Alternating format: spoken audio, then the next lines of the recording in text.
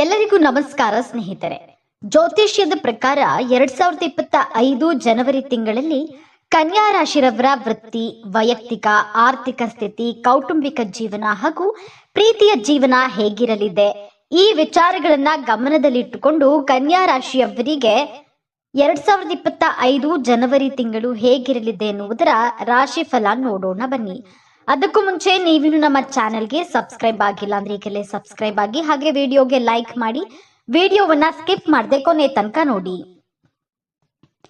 ಆರ್ಥಿಕ ಪರಿಸ್ಥಿತಿ 2025 ಜನವರಿ ತಿಂಗಳು ಕನ್ಯಾ ರಾಶಿಯವರಿಗೆ ಹಣಕಾಸಿನ ವಿಚಾರದಲ್ಲಿ ಸ್ವಲ್ಪ ಮಟ್ಟಿಗೆ ಸಮಸ್ಯೆಗಳು ನೀಡಬಹುದಾಗಿದೆ. ಆದಷ್ಟು ನೀವು ಈ ಸಂದರ್ಭದಲ್ಲಿ ಅನಗತ್ಯ ಖರ್ಚುಗಳನ್ನ ನಿಯಂತ್ರಿಸಬೇಕಾಗಿ ಬರುತ್ತದೆ. ಫೆಬ್ರವರಿ ತಿಂಗಳ ನಂತರ ನೀವು ಆರ್ಥಿಕವಾಗಿ ಸಾಕಷ್ಟು ಲಾಭಗಳನ್ನ ಸಂಪಾದಿಸುವಂತಹ ಸಾಧ್ಯತೆಗಳು ವೈದಿಕ ಜ್ಯೋತಿಷ್ಯ ಶಾಸ್ತ್ರದ ಪ್ರಕಾರ ಕಂಡು ಬರ್ತಿದೆ.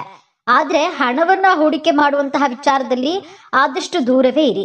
ಒಂದು ವೇಳೆ ಹಣವನ್ನ ಹೂಡಿಕೆ ಮಾಡಲೇಬೇಕು ಎನ್ನುವಂತಹ ಪರಿಸ್ಥಿತಿ ನಿರ್ಮಾಣವಾದ್ರೆ ಆದಷ್ಟು ಎಕ್ಸ್ಪರ್ಟ್ ಗಳನ್ನ ಭೇಟಿ ಮಾಡಿ ಸಲಹೆಗಳನ್ನ ಪಡೆದು ಅವರ ಸಲಹೆಯ ಮೇರೆಗೆ ಹಣವನ್ನ ಇನ್ವೆಸ್ಟ್ ಮಾಡಿ. ಒಂದು ವೇಳೆ ನಿಮಗೆ ಬರಬೇಕಾಗಿರುವ ಹಣ ಎಲ್ಲಾದರೂ ಸಿಕ್ಕಿಬಿದ್ರೆ ಏಪ್ರಿಲ್ ಸಂದರ್ಭದಲ್ಲಿ ಸಿಗುವಂತಹ ಸಾಧ್ಯತೆ ಹೆಚ್ಚಾಗಿದೆ. ನಂತರ ನಿಮ್ಮ ಪರಿಶ್ರಮದ ಮೂಲಕ ಕನ್ಯಾ ರಾಶಿಯವರು ಹೆಚ್ಚಿನ ಹಣವನ್ನ ಸಂಪಾದನೆ ಮಾಡುವಂತಹ ಅವಕಾಶವನ್ನ ಹೊಂದಿದ್ದಾರೆ. ಉದ್ಯೋಗ ಹಾಗೂ ಕರಿಯರ್ನಲ್ಲಿ ನೀವು ಮಿಶ್ರ ಫಲಿತಾಂಶವನ್ನ ಪಡೆದುಕೊಳ್ಳಬಹುದಾಗಿದೆ. ಜನವರಿ, ಮಾರ್ಚ್ ಹಾಗೂ ಮೇ ತಿಂಗಳು ಉದ್ಯೋಗಸ್ಥರಿಗೆ ಸಾಕಷ್ಟು ಉತ್ತಮ ಫಲಿತಾಂಶವನ್ನ ನೀಡುವಂತಹ ತಿಂಗಳಾಗಿದೆ. ನಿಮ್ಮ ಪ್ಲಾನಿಂಗ್ ಅನ್ನು ನೀವು ಮಾಡುವಂತಹ ಕೆಲಸದಲ್ಲಿ ಸರಿಯಾದ ರೀತಿಯಲ್ಲಿ ಇಂಪ್ಲಿಮೆಂಟ್ ಮಾಡಿದ್ರೆ ಅಭಿವೃದ್ಧಿ ಕಟ್ಟಿಟ್ಟ ಬುತ್ತಿಯಾಗಿದೆ.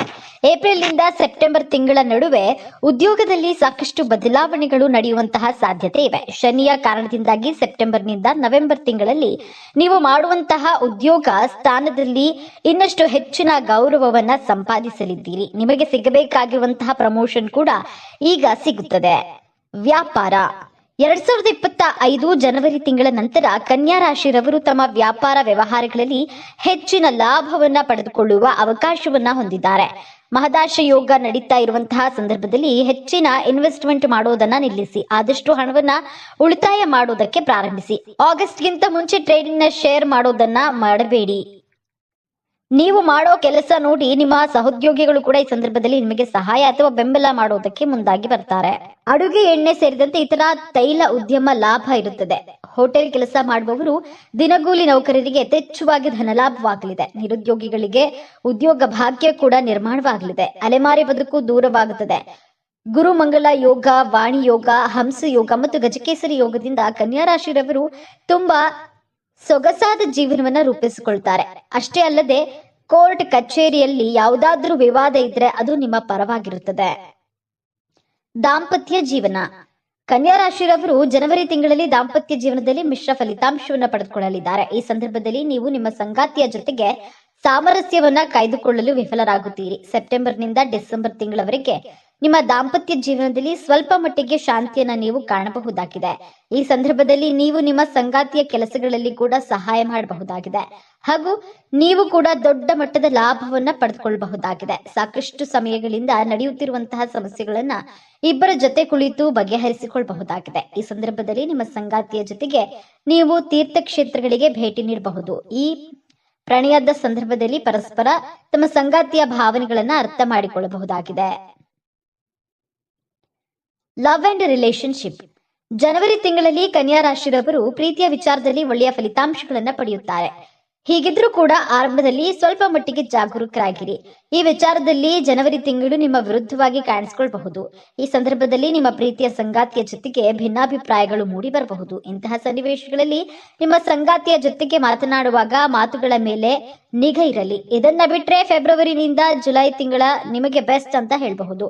ಅಕ್ಟೋಬರ್ ನಿಂದ ಡಿಸೆಂಬರ್ ತಿಂಗಳಲ್ಲಿ ಕೂಡ ನೀವು ನಿಮ್ಮ ಪ್ರೀತಿಯನ್ನ ಮದುವೆಗೆ ಪರಿವರ್ತಿಸುವಂತಹ ನಿರ್ಧಾರವನ್ನ ತೆಗೆದುಕೊಳ್ಳಬಹುದಾಗಿದೆ.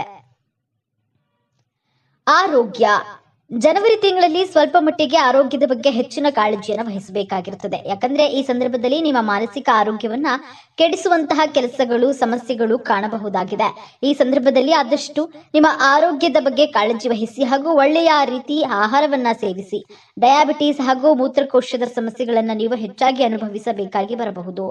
ಆದಷ್ಟು ಅತಿಯಾದ ಖಾರ ಪದಾರ್ಥಗಳನ್ನ ಸೇವಿಸುವುದನ್ನ ಕಂಟ್ರೋಲ್ ಮಾಡಿ. ಕೆಲವೊಂದು ದೀರ್ಘಕಾಲದ ಸಮಸ್ಯೆಗಳಿಂದ ನೀವು ವರ್ಷದ ಕೊನೆಯ 2 ತಿಂಗಳಲ್ಲಿ ಪರಿಹಾರವನ್ನ ಪಡೆದುಕೊಳ್ಳಬಹುದಾಗಿದೆ. ಶಿಕ್ಷಣ.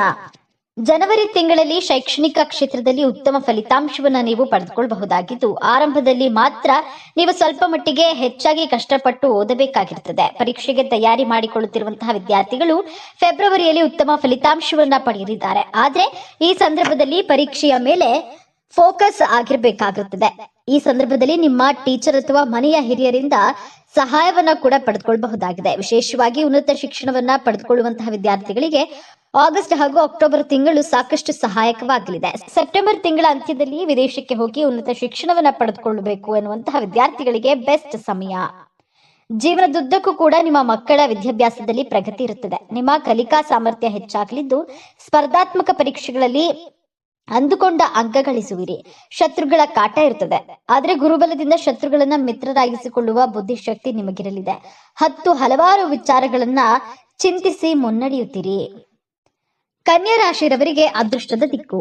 ಕನ್ಯಾ ರಾಶಿಯವರಿಗೆ ಶುಭಕರವಾದ ದಿಕ್ಕು ಪೂರ್ವ. ಈ ದಿಕ್ಕನ್ನ ನೀವು ಸ್ವಚ್ಛವಾಗಿಟ್ಟುಕೊಂಡಿರಬೇಕು. ಈ ದಿಕ್ಕಿಗೆ ದಿನ ಪೂಜೆಯನ್ನ ಸಲ್ಲಿಸಿ ಸೂರ್ಯ ದೇವರ ಆಶೀರ್ವಾದ ಪಡೆಯಬೇಕು. ಕನ್ಯಾ ರಾಶಿಯವರಿಗೆ ಎಲ್ಲಾ ಸಂಕಷ್ಟಗಳು ದೂರವಾಗಿ ಸೂರ್ಯನ ಕಿರಣದಂತೆ ಮುಂಬರುವ ವರ್ಷ ಹೊಳೆಯಲಿದೆ. ಕನ್ಯಾ ರಾಶಿ ಅದೃಷ್ಟ ಸಂಖ್ಯೆ. ಕನ್ಯಾ ರಾಶಿಯವರಿಗೆ 2025 ಅದೃಷ್ಟ ಸಂಖ್ಯೆ ಅಂದ್ರೆ ಅದು 18, 26, 28 ಆಗಿದೆ. ಈ ನಂಬರ್ನಿಂದ ನೀವು ನಿಮ್ಮ ಅದೃಷ್ಟವನ್ನ ವೀಕ್ಷಿಸಬಹುದು. ಒಟ್ಟಿನಲ್ಲಿ 2025ರಲ್ಲಿ ಕನ್ಯಾ ರಾಶಿಯವರು ಸಾಕಷ್ಟು ಅದೃಷ್ಟ ಯೋಗಗಳಿಂದ ಶುಭ ಫಲವನ್ನ ಪಡೆಯಲಿದ್ದಾರೆ. ಅಂದುಕೊಂಡಿದ್ದೆಲ್ಲವೂ ನೆರವೇರುವುದು. ಸಂತೋಷದ ಜೀವನವನ್ನ ನೀವು ನಡೆಸುವಿರಿ. ಮದುವೆ ಯೋಗ. ಗ್ರಹಗಳ ಸ್ಥಾನಗಳು ಕನ್ಯಾ ರಾಶಿಯ ವ್ಯಕ್ತಿಗಳಿಗೆ ಅವರ ವಿವಾಹದ ಭವಿಷ್ಯದ ದೃಷ್ಟಿಯಿಂದ ಮಿಶ್ರ ಫಲಿತಾಂಶಗಳ ಅವಧಿಯಲ್ಲಿ ಸೂಚಿಸುತ್ತದೆ. ಅವರು ಕೆಲವು ಸವಾಲುಗಳು ಅಥವಾ ವಿಳಂಬಗಳನ್ನು ಎದುರಿಸಬಹುದು. ಆದರೆ ತಾಳ್ಮೆ, ಪರಿಶ್ರಮ ಮತ್ತು ಸಂವಹನದಿಂದ ಇವರು ಈ ಅಡೆತಡೆಗಳನ್ನ ನಿವಾರಿಸಲು ಮತ್ತು ತಮ್ಮ ಸಂಗಾತಿಯೊಂದಿಗೆ ಬಲವಾದ ಮತ್ತು ತೃಪ್ತಿದಾಯಕ ಸಂಬಂಧವನ್ನ ನಿರ್ಮಿಸಲು ಸಾಧ್ಯವಾಗುತ್ತದೆ. ಕನ್ಯಾ ರಾಶಿಯ ವ್ಯಕ್ತಿಗಳು ಮದುವೆ ಬಗ್ಗೆ ಹಠಾತ್ ನಿರ್ಧಾರಗಳನ್ನ ತೆಗೆದುಕೊಳ್ಳುವ ಬದಲು ತಮ್ಮ ಸಂಗಾತಿಯೊಂದಿಗೆ ಭಾವನಾತ್ಮಕ ಸಂಪರ್ಕ, ನಂಬಿಕೆ ಮತ್ತು ಅನ್ಯೋನ್ಯತೆಯನ್ನ ಬೆಳೆಸುವತ್ತ ಗಮನ ಹರಿಸುವುದು ಮುಖ್ಯ. ಪರಿಹಾರಗಳು. ಗಣಪತಿ ಪೂಜೆ ಮಾಡಿ, ಗಣೇಶ ದೇವಾಲಯಗಳಿಗೆ ಭೇಟಿ ನೀಡಿ ಅರ್ಚನೆ ಮಾಡಿಸಿ. ಬಡ ವಿದ್ಯಾರ್ಥಿಗಳಿಗೆ ಬೆಂಬಲ ನೀಡಿ ಅವರಿಗೆ ಕೆಲವು ಪುಸ್ತಕಗಳು ಅಥವಾ ಇತರ ಶೈಕ್ಷಣಿಕ ವಸ್ತುಗಳನ್ನ ದಾನ ಮಾಡಿ. ಬುಧವಾರದಂದು ವಿಷ್ಣು ಪೂಜೆ ಮಾಡಿ. ದೇವಾಲಯಗಳಿಗೆ ಭೇಟಿ ನೀಡುವುದು ನಿಮ್ಮ ವೃತ್ತಿ ಜೀವನ ಮತ್ತು ವೈಯಕ್ತಿಕ ಜೀವನಕ್ಕೆ ಅದೃಷ್ಟವನ್ನ ತರುತ್ತದೆ. ನೀವು ಯಾವುದೇ ಅಡೆತಡೆಗಳನ್ನ ಗಮನಿಸಿದಾಗ ನಿಮ್ಮ ಹತ್ತಿರದ ದೇವಾಲಯಗಳಿಗೆ ಭೇಟಿ ನೀಡಲು ಪ್ರಯತ್ನಿಸಿ ಮತ್ತು ನಿಮ್ಮ ಸಾಮರ್ಥ್ಯಕ್ಕೆ ಅನುಗುಣವಾಗಿ ದಾನ ಮಾಡಿ.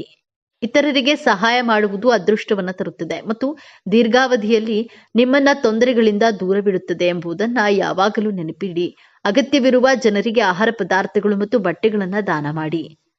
ಸ್ನೇಹಿತರೆ, ಈ ಮಾಹಿತಿ ನಿಮಗೆ ಇಷ್ಟವಾಗಿದ್ದಲ್ಲಿ ದಯವಿಟ್ಟು ಶೇರ್ ಮಾಡಿ, ಲೈಕ್ ಮಾಡಿ ಮತ್ತು ನಮ್ಮ ಚಾನೆಲ್ಗೆ ಸಬ್ಸ್ಕ್ರೈಬ್ ಆಗಿ. ಎಲ್ಲರೂ ಭಕ್ತಿಯಿಂದ ಓಂ ಶ್ರೀ ಶನೇಶ್ವರ ನಮಃ ಅಂತ ಕಮೆಂಟ್ ಮಾಡಿ. ಧನ್ಯವಾದಗಳು.